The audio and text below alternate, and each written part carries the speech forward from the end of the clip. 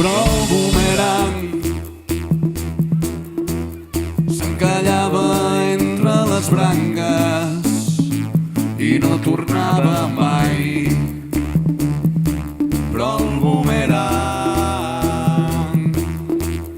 reclamava la perícia d'un professional i van baixar els altres amb la Vanessa.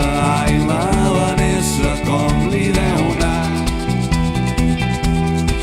Menjaven pipes amb arrogància, se'n fotien des del banc,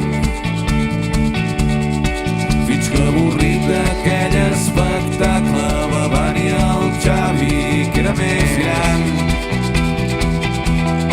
Deixeu-me un dit, feu-vos enrere, deixeu-me un dit, colla de matats, que això és canell, que això el que vol és un bon joc de braç.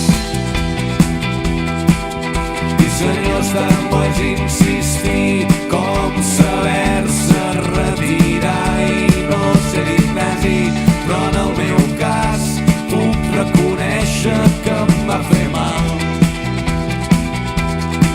veure en els ulls de la Vanessa que la cosa es posava interessant.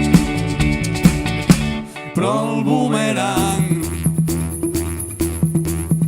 va encallar-se entre